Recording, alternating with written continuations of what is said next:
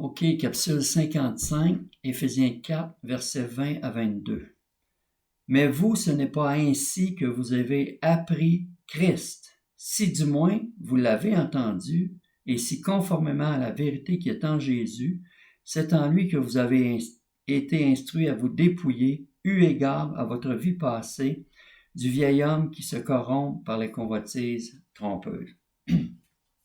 Alors, en contraste total avec la dépravité du monde païen qui a été décrite au verset 17 à 19, Paul, ici, met de l'avant le processus de transformation qui s'adresse à nous, un processus d'une vie entièrement centrée sur Christ qui est 100% incompatible avec la vie du vieil homme dont il est parlé au verset 22, parce qu'on n'imagine pas Jésus vivre selon les principes dégradants des versets 17 à 19. Et c'est pour ça qu'il nous est dit à nous, mais vous, ce n'est pas ainsi que vous avez appris Christ. Je sais qu'il y a certaines versions qui mettent en parenthèse à connaître. Ce n'est pas ainsi que vous avez appris à connaître Christ, mais la version originale, comme second le 1910, dit ce n'est pas ainsi que vous avez appris Christ. C'est une expression très importante parce qu'elle est spéciale dans le fait qu'on n'apprend pas une doctrine. Premièrement, on n'apprend pas des principes, on n'apprend pas des clés de succès, on apprend quelqu'un, une personne, et c'est la personne de Christ. Parce que Christ est la saine doctrine, et ce qu'on a à apprendre, c'est sa personne. Vous avez appris Christ, dit Paul. La vraie école chrétienne, c'est celle où on étudie et où on apprend Christ. C'est une science qui est au-dessus de toutes les sciences parce qu'il n'y a pas d'autre science qui est capable de nous dépouiller du vieil homme et de nous faire revêtir l'homme nouveau dont il va être parlé dans les versets 23 et 24 dans la prochaine capsule. Mais une chose importante à comprendre, c'est que si d'un côté on ne peut pas revêtir Christ sans se dévêtir du vieil homme, c'est tout aussi inutile d'essayer de se dépouiller du vieil homme sans revêtir Christ en même temps.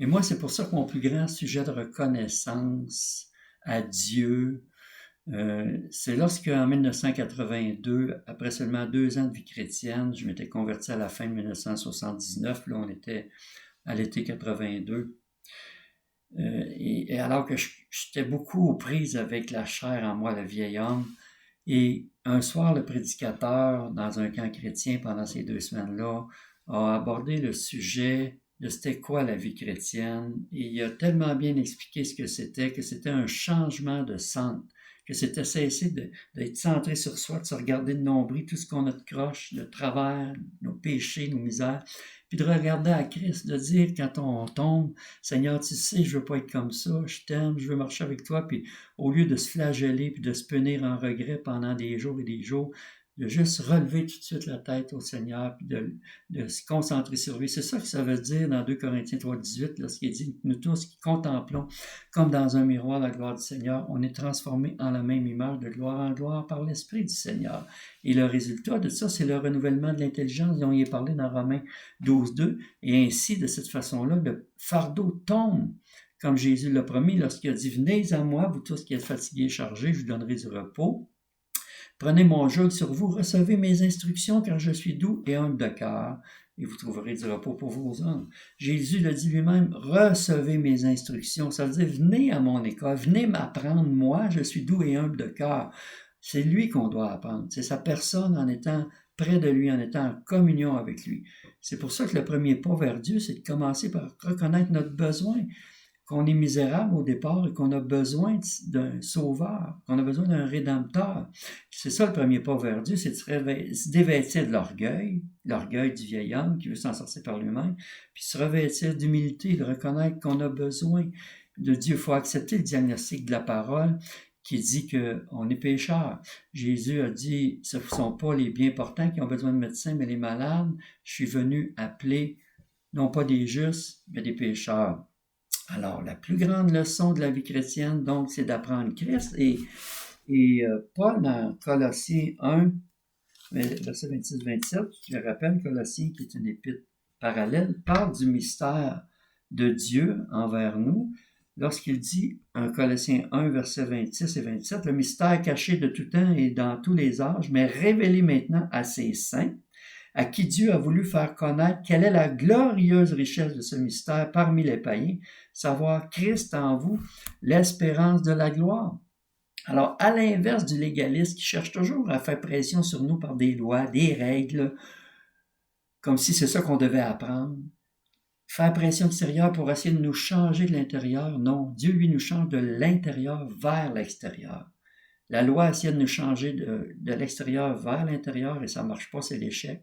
Dieu nous change de l'intérieur, Christ en vous, l'espérance de la gloire, vers l'extérieur, parce que plus on réalise Christ en nous, notre identité en lui, plus notre comportement extérieur va s'ajuster aussi en accord avec notre nouvelle vie en Christ.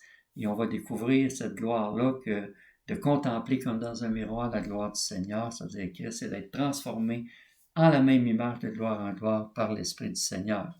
Alors, on est en train de parler de la vérité ultime là, de la vie, la raison d'être de tout être humain, qui est d'apprendre Christ. Ce qui signifie que de ne pas le faire, c'est de passer à côté la raison d'être qui a été tracée par Dieu pour nous avant même la création du monde. Lorsqu'on a lu au chapitre 1, versets 4 à 6, parce que je vous ai dit qu'à mesure qu'on s'en va dans la partie pratique, c'est normal qu'il y ait des liens qui soient faits constamment avec la partie doctrinale, théorique, parce que je disais, Dieu ne veut pas juste des théoriciens, il veut des praticiens, mais la pratique est basée sur la théorie.